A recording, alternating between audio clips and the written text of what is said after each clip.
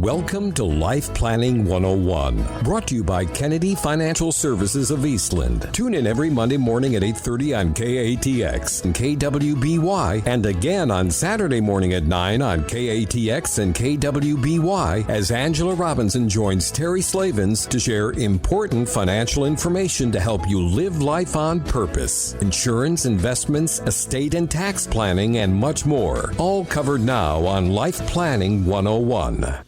And good morning and welcome into Life Planning 101 right here on KTX KDY. Terry Slavens with you. Angela Kennedy Robinson joining us as always. Angela, good morning to you. Good Monday morning. Another Monday morning in coronavirus crazy land, right? I'm telling you, it is something new every day. That there is no better words than that. You know, I had a good friend of mine that I was talking to right as the PPP programs came out, and he's a business owner. And I said, yes, you know, this is unprecedented. He said, that word unprecedented. I barely ever heard that in my entire life. And I've heard it more in the last week than I've heard it in my entire life. And I thought, well, that's probably very true, you know. And it gets me to thinking about the fact of a saying we all say every time we go through a recession that this time it's just different, right? It's just different.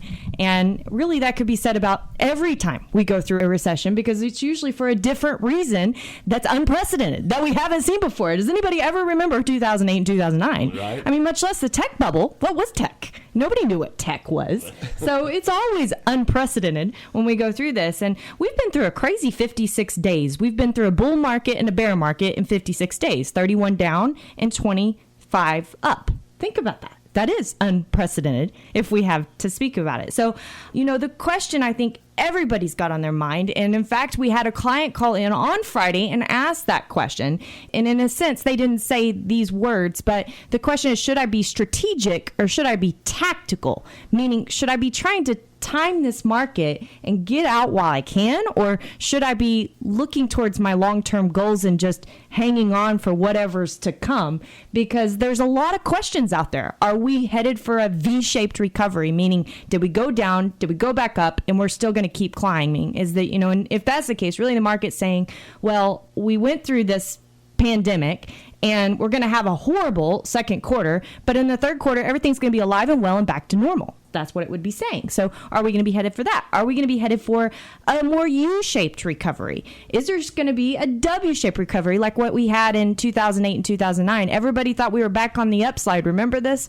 And then, boom, it hit again. We went through another roller coaster. So, you know, there's lots of questions surrounding this. And investors, I think, are questioning, especially because they're seeing this bull and this bear fight really happening, and it's on a day-to-day basis. I mean, you look at last week, I think last week was the first week that's been down in a couple weeks, but overall we had some big days. Today is poised for another big day in the market when New York's governor announces they're going to be reopening.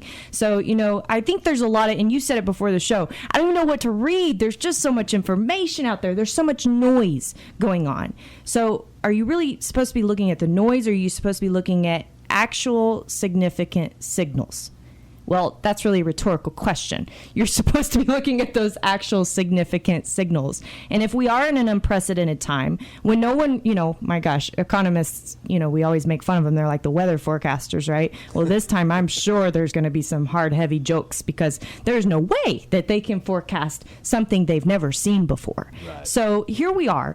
Lots of questions on our mind, and I am so thankful that I don't have to answer all of those, because we have a very awesome guest in house today, our very own CFA at Kennedy Financial Services. That this is what he loves. He loves learning about these unprecedented times, and you know, the strategical versus the tactical strategies of investors, and all of those big words that you know, when we're just doing our everyday business and trying to save for retirement, you know, we don't want to think about. We just want things to work at the end of the day, right? So that's right. With that being said, Aaron Kennedy, thank you so much for joining the show today. I know you got a lot planned out for us, and I'm sure our listeners are going to have a heyday with hearing what you have. And I want to start out by mentioning a quote that I heard from Charlie Munger, because I know Warren Buffett is somebody that we often, you know, use as quotes in our shows and our articles, because we believe in that long-term strategy as he does. And Charlie Munger came out, you know, in an interview last weekend and said he's basically erring on the side of caution right now. And I think a lot of people are questioning that. Should I be erring on the side of caution, or do I believe in, this V-shaped recovery, or am I supposed to read other noise that's out there? Or what is going on, and what do people need to be looking at and doing in this crazy coronavirus? That's a great question. Anybody you read says about the same thing, cautiously optimistic.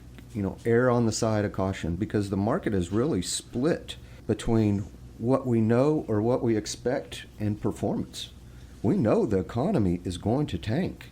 There is no other way around it. But the market, it's going straight up. Like you said, it's almost up 30% since the 23rd.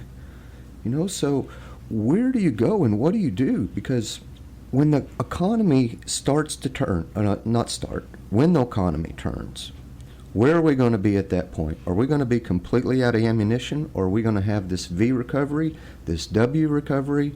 What exactly is going to happen? Because the only thing that's really moved so far is big tech names. If you go look out there at the market, where are usually the economic leaders? And that's going to be your financials, your industrials, energy, and those are all in the tank. They're not going anywhere, straight down. So if you look at the market indicators of what's supposed to come, that is doing the exact opposite of what the market is. And I think the most common theme out there is don't fight the Fed, because the Fed is throwing every single thing they can at this virus. But we still don't know if it's going to work. And is it going to be enough? And how much are they going to have to do? I mean, we got 8 weeks of loan forgiveness now. Is that going to go to 16? Is that going to go to 32? How much more is the Fed going to have to do? And that's the big question right now. I heard a deal the other day about the Hope Rally. It's been called the Hope Rally, that this is a tactical rally, not a strategic rally, because we all know the recession's coming. Right. It's a tactical, meaning it's based on hope and the stimulus, the money that's being pumped into these markets and these small businesses. Yeah, we're expecting the government to work. We're expecting that everything the government has done to this point will work perfectly. Right. When does that ever happen? And with that being said, I think, I know we're getting signals. We're going to have to take a quick break, but something to think on. And when we come back, I know our listeners want to know is, because there is so much noise out there. There's so much crazy noise. And we know that this market's got to be volatile. We've got too many numbers yet to come. Bad GDP numbers, bad unemployment numbers, bad earnings numbers. I mean, these numbers are going to be coming out, and the market's not going to be looking favorably at those numbers. So we know this roller coaster is going to be happening. But what do, and I think of it this way, what do investors need to be doing to get comfortable for the ride? Right here on Life Planning 101 when we come back. Segment 2, Life Planning 101. Lots of great information. Angela? Yes, we are talking about the coronavirus with our very own CFA Aaron Kennedy, and talking about investing during this time and what should you be doing. And I think, from a tactical standpoint, from a fear standpoint, from a greed standpoint, people are wondering, should I be getting out? Or should I be settling in for the ride? And if I'm supposed to settle in for the ride, how do I get comfortable? Because we know we're going to hit some volatility. And so, is it profitable to even do that at the same time? You need more coffee this morning? Yes. Okay. For the most part, it's never profitable to try to time the market. There may have been one or two people that have done it successfully once. How many times did they fail? Yeah, over and over. So timing is not going to work for almost everybody out there. So what I would suggest is to have enough working where if the market takes off, you're still comfortable. If the market goes down, you're still comfortable. But you want to be in a place that either way will not crush you, because we do not know anything right now. We are completely in the dark. And we were just talking about that on the break. What is this going to look like when we go outside? Are you going to feel comfortable about going to a restaurant and sitting right next to somebody else? What happens if they sneeze? What about concerts? What about sporting events? how comfortable are you going to be sitting right next to somebody? And at what point do you feel comfortable? So even if we all get to go outside, what are we going to do? How close are we going to be? That's the question. And if it gets back to where it was 3 months ago, then yes, we're going to have a V-shaped recovery. If not, we're going to have a split market. We're going to have the have-nots and the haves. And the have-nots will continue to separate further and further behind. Yeah, it's interesting you said that. I think something investors too often forget is we see our money on a piece of paper and we forget what's backing that piece of paper. And those are real companies. It's not just some fictitious gambling environment in Las Vegas. You've actually got companies that desire to make money. And, you look at this environment, someone's making money in this environment. In fact, a lot of people are making money in this environment. And so we forget that as investors because we get scared because we hear all the noise and we forget to look at, thinking tactically. We think complicated. We think about all this complicated chaos that's going on. But really, it's a very straightforward answer. Look for things that make sense to own. Isn't that what it's all about? Right? Absolutely. I had a conversation Friday. And typically, through the market cycle, when we get to the bottom of the market, you want to be in value. You want to be in the most beat-up companies out there, period. That's where you're going to have the biggest bounce. But if you look at where the most beat-up parts of the economy are, and it's value companies, especially small companies. But if you're looking at those indexes, they're loaded up with financials. They're loaded up with healthcare. They're loaded up with industrials. There's a reason those are beat up. It's old economy stuff. It's not what's being driven by this market. And if we kind of look at that, we kind of got a warning about that, these last few years. Yes. We've seen the spread happening between the new and the old economy. And here, bam, coronavirus really hit us with it between the eyes. And this is an eye-opener. How can our economy continue to work? In this environment, because this environment is where we have been going and where we will continue to go. Look at the skyscrapers. They're not full, and they haven't been in a long time. There's been more and more people working from home. Yeah, since 08, 09. Yeah. We've never really recovered from the real estate recession when it comes to commercial property. So if this isn't, you nailed it on the head, if this isn't an eye-opening experience of where you need to be headed, something wrong. That's right. And I think we've been preaching for years, but I don't know that anybody's been listening because everybody opens their statement, and it goes up every month, right? Yeah. The Trump rally that never ended. But we've been preaching getting your risk right and how important that is. And really, that's what people are begging for now. How can I get comfortable but still not miss out on what's to come? And that's what we call getting your risk right. It's so important. And I kind of want to switch gears here because, there's some other phenomenon that's happening, and that's called oil. Mm-hmm. Right? It's a biggie.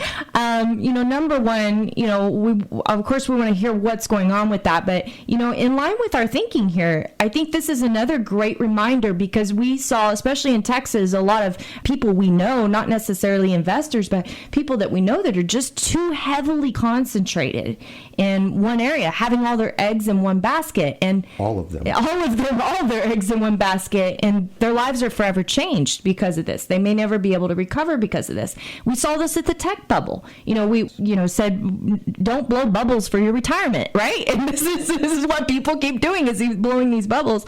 But, I think these are really good reminders of it's all about disciplines. It's all about sticking to those basics. And so, if you'll talk a little bit about the oil industry, I know we've got a break here in just a few minutes, but I know it's on everybody's mind. And I know, we've obviously been a promoter of oil over the past. It's just one of those investments that makes sense. So is that part of the old economy? Is it gone? Or is this something that actually is an opportunity in crisis?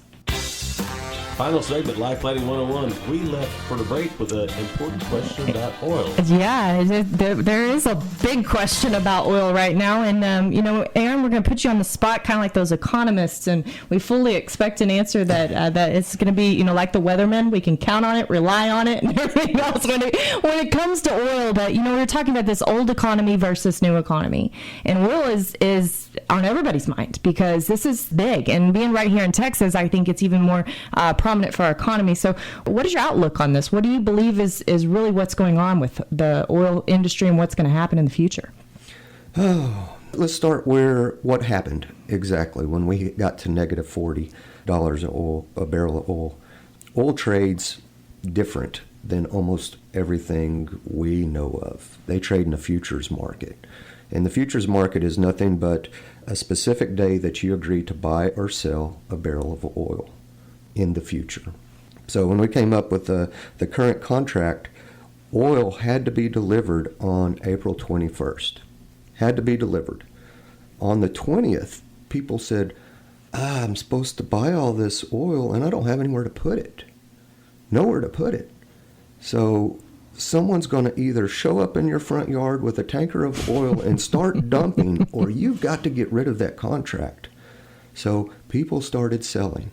And they started selling. There was nowhere to go with the oil. And as a forced seller, the price just kept dropping and dropping and dropping.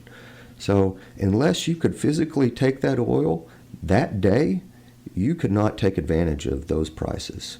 A month out, next month's contract, still trading in the 20s. If you go 6 months out, the price gets higher and higher and higher. So if you just look at it from that point, people are not expecting oil to go down forever. We are in a strange point in time where the entire economy is shut down. We are not driving to work. We are not flying to vacations. We are not using any oil, so it's just starting to pile up. Yeah. Once we go back outside, we'll start using it and things will start flowing and things will get back to normal. But right now it's a very scary place to be. Right. I was reading a commentary by a company out of Tyler, Texas that we know well at our company, and they were mentioning that if we just go back to some state of normalcy with what's out there right now, we're actually going to end up in a shortage position by the end of 2021 because of what is actually taking place in the slowdown in the drilling and everything else. Yes. So here, the problem with oil wells is once you start capping those things off, it's not like a water hose where you just go turn it back on and things go back to normal. It is broken. You have to go back in and rework those wells to get them going again. So those ones that are turned off, you don't turn them back on. We will not have enough oil once this gets back. And this whole thing about we're going to be independent of oil, so we're not going to be using steel anymore, or electricity, or plastics. Our entire economy is oil. Not going to turn it off with a battery. Yeah. It reminds me, I wrote down a quote by Charlie Mahar, which we've had as a guest on the show. He's also an asset manager in CFA, and he wrote, "Days are complicated, decades are straightforward." So I think, that's a very good slogan to keep in your head right now. Every day is complicated because everything is new every day, whether it's a new Secure Act, CARE Act, PPP loan, something coming out of Washington, right. Whether it's oil having the worst day in its entire history, whether it's people finding out when they go to Walmart that they can't get any toilet paper, even if they go every single day for 5 days in a row, it's still not on the shelf. That's aggravating. It is aggravating, right? And it's complicated. How do I get a roll of toilet paper? It's a very complicated situation. But if we look out in the future and we think about, today being, and this is what we always talk to people, especially because we work with people, we're not day traders. We're long-term investors, and we help people build a plan, and we make their money work for their plan. So we're thinking long-term, and we say today is the first day of the rest of your life. How long is that going to be? Decades. Decades are straightforward. Is the economy broken? Yeah. Is it broken? Aaron, is it broken? Or will it resume some new normalcy or any normalcy? It will always be normal. Think about that. It will always be normal. Whatever it is, it's normal. It will be. Right. There's a new normal, but in a couple weeks it'll be normal. So if we're talking about that, it's basic economics, right? Yes. Supply and demand. Right. And It's not today's. not today's. Tomorrow's demand. Tomorrow's demand. So That's the hardest there's thing only to so get around. long that people are going to stay in their apartments, is my assumption. I don't know about you. I think there's only so much they can take of this, and they're going to try to find new ways, creative ways to stay safe and to be able to prosper, because isn't that what America's all about? We wrote a commentary this week, and an interesting thing, I'll just tell a little secret on the show. It was actually a commentary that we pulled up back from 2009, and we revamped it. And really, the funny thing is the only thing that we had to revamp in there was we talked about real estate being a bubble, and this time it was oil. Isn't that interesting? That is. Okay, so you're able to use the same thesis. So here we go back a decade, right? Decades are straightforward. Nothing's changed. Everything is about being able to get a discipline and stick to that discipline. And we ask a question to our investors all the time. Are you sleeping at night? Is anything keeping you awake at night? And I think you need to ask yourself that right now. Ask yourself, are you sleeping at night? And if you're not, you need to find a way to get comfortable, because we've got volatility coming. I promise you. The consensus is GDP is going to be down 25% for the second quarter. You don't think that volatility is going to hit the market that day that gets announced? For a fact, it's going to happen, right? So if we're looking at that, it's extremely important that you're focused on that long term, and that you're not listening to all the noise. You know, Terry, you asked a great question. What am I supposed to read? What am I supposed to look at? There's just so much out there, and I don't know what it's all about. Well, Nothing.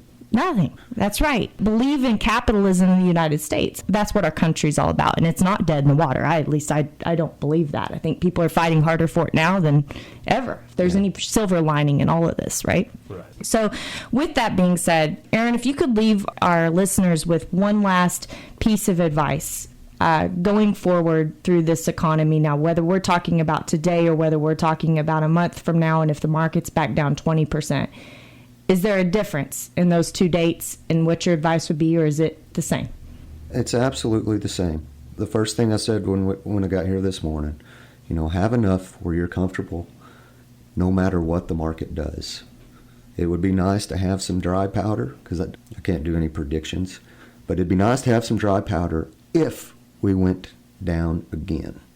And hopefully we do. Hopefully we do. Think about that. I would love to have better prices today. Absolutely. I think that's something we forget about investors is there's a saying, down is good. Yes. So, you like looking at your statement, but there's no opportunity if everything is in the green. Yeah. I used to, when I was showing clients, a couple years ago, and I'd show them returns, and we'd look at that column. This is like 2011, 2012, and there'd be downs and ups all in that portfolio. And as the years went on, everything started up. And I said, this is when we start pausing. This is when we know that we have to let off this gas, because if we don't let off this gas now, something's going to blow, right? Well, by the grace of God, nothing's blown up so severely that we can't correct it, because the market has given us that ability to do it. So now is your time. Now is your time. Get it right. Get your risk right. Get comfortable. Look at your long-term goals, those decades, not the days. Look at the decades ahead of you, and make sure that you're positioned correctly for whatever is to come in this crazy coronavirus future that we have ahead of us. So with that, Aaron, thank you so much for being on the show today. It's always just awesome being able to hear from you, and I know our listeners love it, especially during times like this, so we really appreciate that. But again, if you have any concerns, make sure you go to our website and take our risk test at www.kennedy-financial.com. You can go on right there and see if your risk is right. That's where you start. My name is Angela Robinson with Kennedy Financial Services. God bless everyone. Stay happy and healthy, and we will see you next week on Life Planning 101. Thank you for joining us for Life Planning 101, brought to you by Kennedy Financial Services of Eastland. Tune in every Monday morning at 8:30 on KATX and KWBY, and again on Saturday morning at 9 o'clock on KATX and KWBY for more Life Planning 101. Advisory services offered through Smart Money Group, LLC, a registered investment advisor. Securities offered through Calton & Associates Incorporated, member FINRA SIPC. Kennedy Financial Services Incorporated is an independent of Calton & Associates Incorporated and Smart Money Group, LLC.